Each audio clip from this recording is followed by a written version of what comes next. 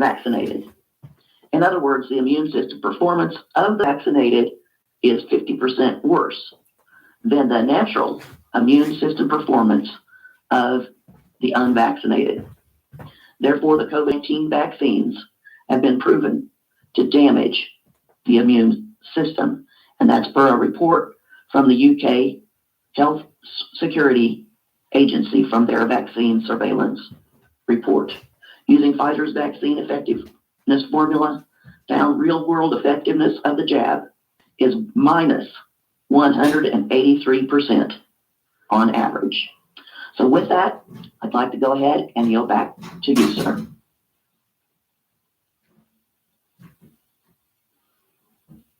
As I return, I want to say once again to the United Nations, as I have not yet done it, I'm going to quickly do it at this moment, and then I will complete what we are talking about in a conclusion where I won't take long.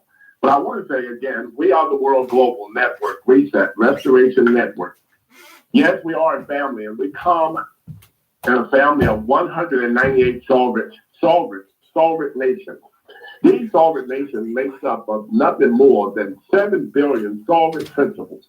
Sovereign principles whereby these principles have identified themselves and come at a time to make sure that they identify themselves where they make the decision for themselves. And no one, no government, no would-be so-called planned group can make this decision for them. And no one is going to come to a point where they're going to make something mandatory where all of them will accept it and just go with it. Not going to happen. Now, the reason I'm saying that is because we do know that the United States of America declared war on sovereignty.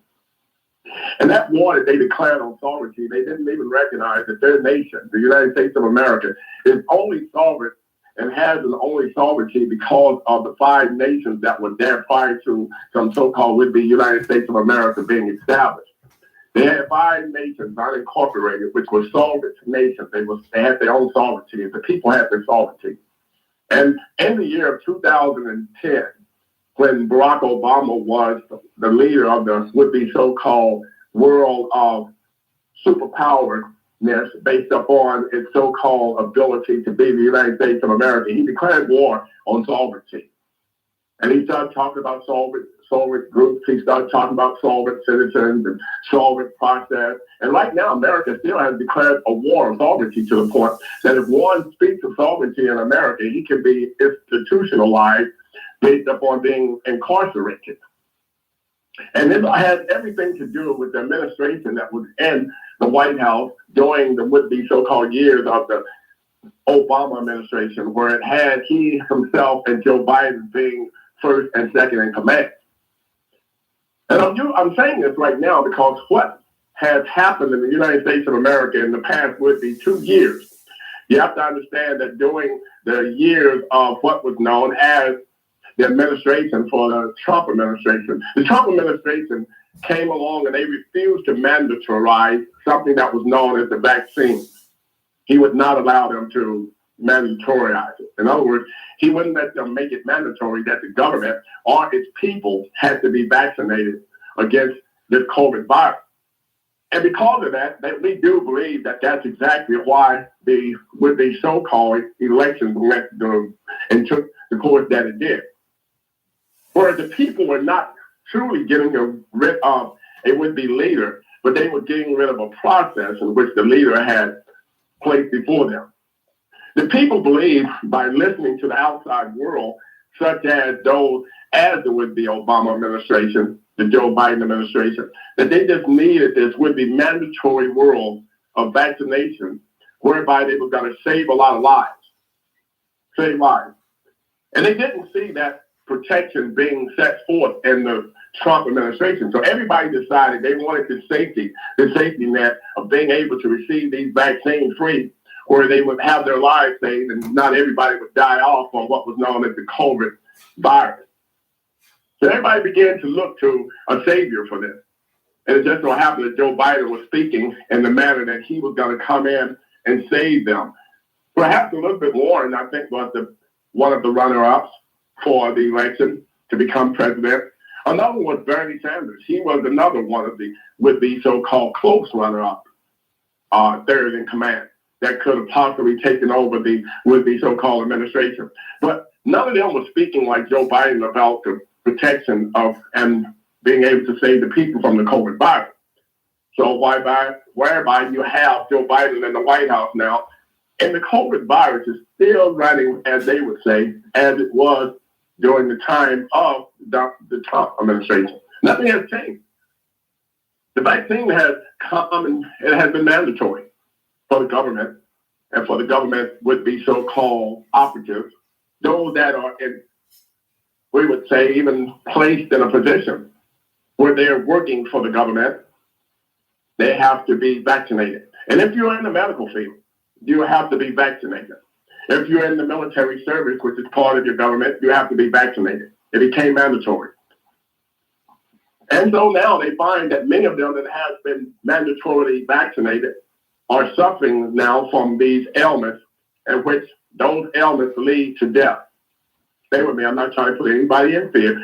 If you're taking a vaccine, let's just say, perhaps maybe for you, it might be like smoking a pack of cigarettes every day. And chances are you may never, ever develop cancer. You may never develop any type of disease, but that's a chance that you're seriously taking. Knowing that on the side of the pack of the cigarette, the Surgeon General has put a warning there that says that smoking can be hazardous to your health.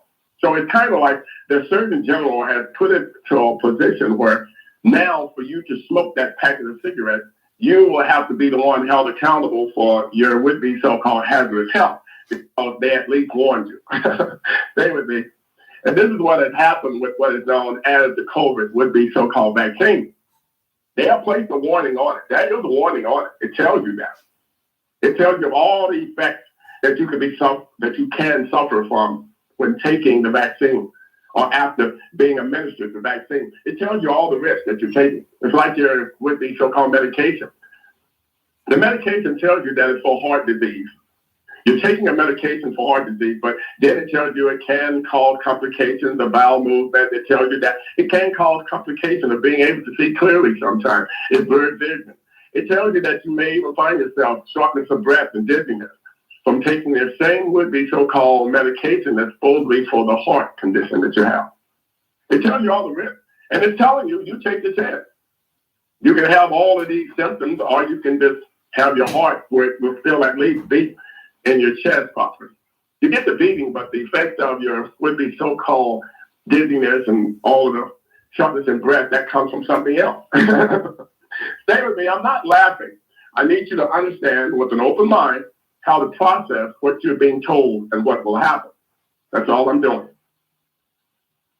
And as one might go back to remember when they first began to start administering these would-be so-called vaccines, the Joe Biden administration, which when they first began to administer these vaccines of a life-saving vaccine, they knew about these would-be so-called side effects. They knew about the risk, but they were willing to do it in order that they might at least be able to become your next or your new leaders. So they knew. And believe it or not, even during the would-be Trump administration's years, I myself was explaining to you of all of the risks that you would be taking. I also told you the complications of taking those shots and what you had to be looking for and what you would have to find yourself having to deal with. And for the women right now, worried about some would-be so-called ability of all of the things that happen, the development of all the would-be little fetuses that are now they're finding underdeveloped. I told you about that. I informed you of that. For all the men now that possibly is worried about having a sperm count that is very low, if not one at all, I told you about that. Let me tell you how I told you that. Because I explained to you that in which they're classifying as a sperm is nothing more than one little bitty drop of what we know to be blood. And all you women that are worried about it, your bodies, I told you what it would do even for your regular would-be so-called cycle. And I told you women that even you, the women who that believe that they had a half or a full hysterectomy where you no longer have these cycles, I told you it was not going to change anything. because you have had those with the so-called operations of what you call your hysterectomy, whether it be full or half hysterectomy. I told you that just the ability to know that you were to have a regular cycle was not going to change anything. And for the women who have gone through menopause, who says, well, I don't have cycles anymore, I can tell them that I don't know about the average specialist that has worked in those areas of OBGYN, but there is a smell that comes from the feminine body that during her regular normal would-be cycle can still be smelled. Sure can. So you don't have to be having a regular cycle for one that is a specialist in that area that knows what the smell is like, to be able to know that that would be your normal cycle period or time frame. That specialist can still smell it because he knows what he's smelling for. He knows what it should smell like. Now, I need you to understand that this is not to gross you out. And no, it's not to embarrass anyone.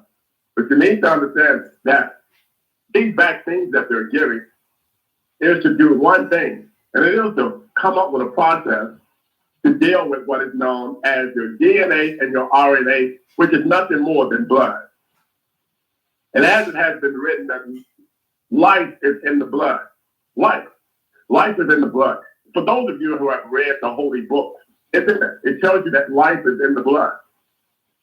Whereby you got to understand that you're infecting life itself when finding yourself doing nothing more than manufacturing a new would-be life to go inside to deal with life that's already there. That's what your mRNA is giving you, manufactured RNA, manufactured blood that's going in to deal with blood that has already been created and developed, and it's going to go in there and it's going to start infecting it. It's kind of like you injecting yourself with a little small would-be Kane and a little small Abel.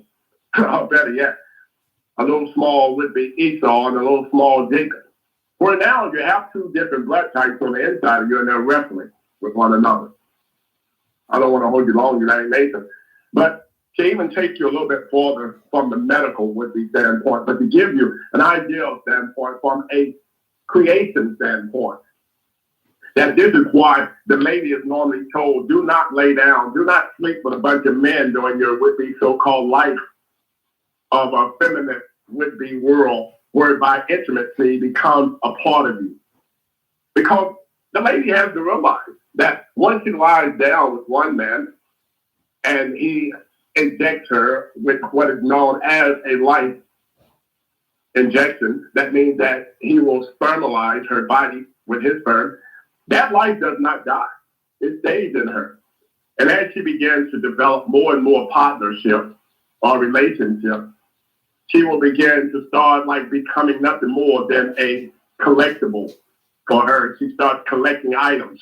She starts collecting all of these with these small sperms, and these sperms are blood that has life in them, and they won't just die out. They'll live there for a period of a lifetime. Some of them, they're very strong, and they don't just die off. So she starts just collecting all these different life forms inside of her, which puts her in a position that she's got to understand that they're wrestling on the inside of her body. Now, the reason I'm saying this is to make it a little bit more simpler for the feminine force to understand with all of these so-called would-be manufactured blood, they're going to be placed inside of you. They're going to make your cycle act in a way you have never acted before. I told some of you that you will have excessive bleeding. I told some of you that there will come a point in time where your blood will seem like it's not even working anymore. It will clog up. I told some of you that you have to be very careful about taking that vaccine because some of you already had problems with your would-be so-called cycle period. A lot of you had a lot of pain because of this cycle coming on. Cramps, you would call it. You have to understand that with this development of this so-called would-be artificial blood that's going to go in there and somehow it's going to intermingle with the blood in which is already causing you cramps, are going to make those cramps become increased. I'm just giving you not a scientific standpoint, but I'm giving you a reality of a creation standpoint where you understand the reason why those things are happening right now and why it's going to become more important for the whole world to be knowledgeable of what's taking place and what's going on and what's being done to the individuals overall. Because right now, your bodies are being damaged more than they're being repaired. And that's going to be something that everyone is going to have to, at some point in time, come to recognize.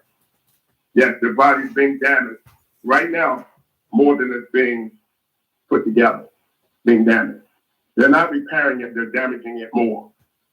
And believe it or not, your doctors, which are known as nothing more than mad scientists, are still now trying to figure it out themselves because they don't have any would-be respect for creation. They believe that they can do more for you than creation has already done for you. That's the argument, if I would say, that has developed against creation versus those that are classifying themselves to be scientists. And scientists believe that they can do more for creation than creation can do for them. That's the scary part. So those men like Dr. Fauci, Anthony Fauci, no disrespect to what he's done for the United States of America because they respect it very much so. We don't want to put ourselves in a position where America would not listen to us based upon the fact just because they may feel that we're attacking Dr. Fauci in any manner, because that's not what we're doing. What we're saying is Dr. Fauci is that's what he is. He's a scientist. He's an experimental. He loves experimenting with everything he deals with. He's probably still experimenting becoming a would-be so-called married man. He's experimenting with that.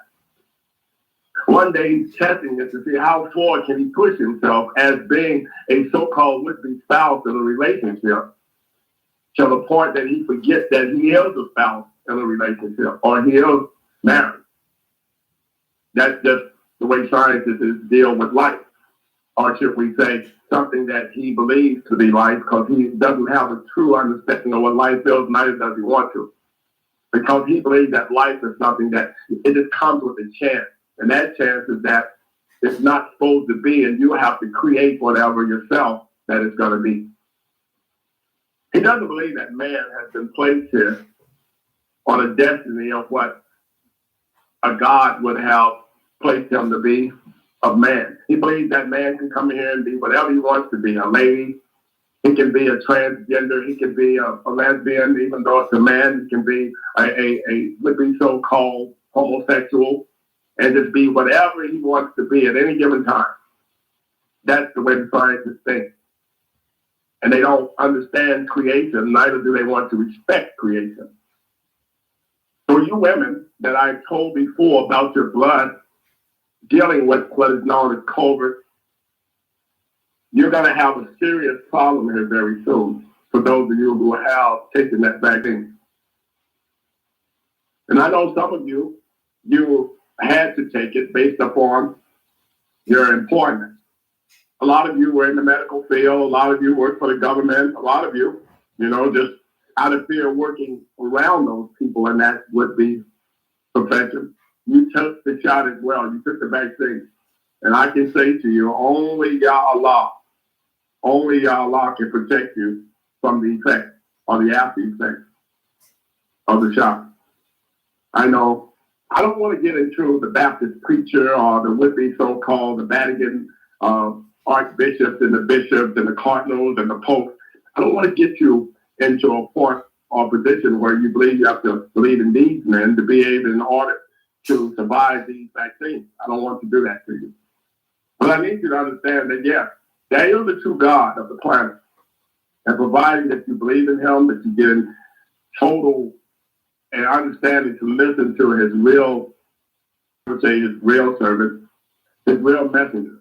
If you listen to them, you will be able to overcome that which now you possibly have been forced to do. And I'm talking about vaccinated, the vaccine. You can overcome it.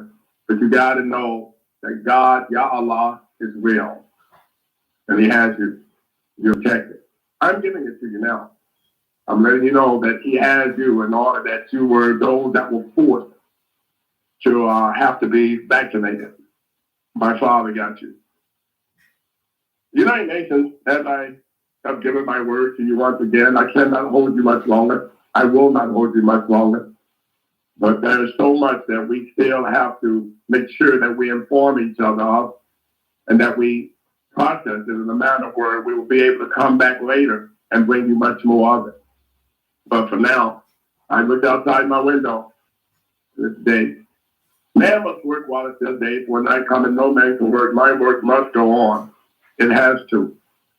I'm so delighted again that you have given us this opportunity whereby you have lent us your ears, and we ask you to use your eyes that you might be able to see, as you have used your ears that you are able to hear. And for those who have eyes and cannot see, and those who have ears and cannot hear, we're asking you to use them for this process, that we all can find ourselves surviving as mankind. That light outside my window won't wait much longer for me. Again, I say, man must work while it's still day, for night coming, no man can work. As for you, United Nations, the darkness is now tiptoeing into your area. I would tell you, hurry up and catch it while it's still tiptoeing. It won't be that much longer. Once it gets to a certain hour, it begins to start running again. And you want to make sure that you've already gotten your rest. Close your eyes, relax. We got watch for now. Your time will come very soon. But for now, get your rest. Peace and love, and nightfall. Thank you, Yehoshua. And thank you, family, for joining us. Of course, we will be with you Wednesday morning at the same time. In the meantime, yes, it is light on our side of the world. On your side, if it's dark, go ahead and take this opportunity. Get the rest that you need. We've got a lot ahead of us to do, family. So we'll build up our strength in getting that rest. We do love you. And we leave you with John 17:14 through 17. I, Yehoshua, have given them your word, Father Yah, and the world has hated them, because they are not of the world, just as I am not of the world. I do not pray that you should take them out of the world, but that you should keep them from the evil one. They are not of the world, just as I am not of the world. Sanctify them by your truth, Father Yah. Your word is truth. Now I yield to Sister Nadia. Thank you, Yehoshua Mashika.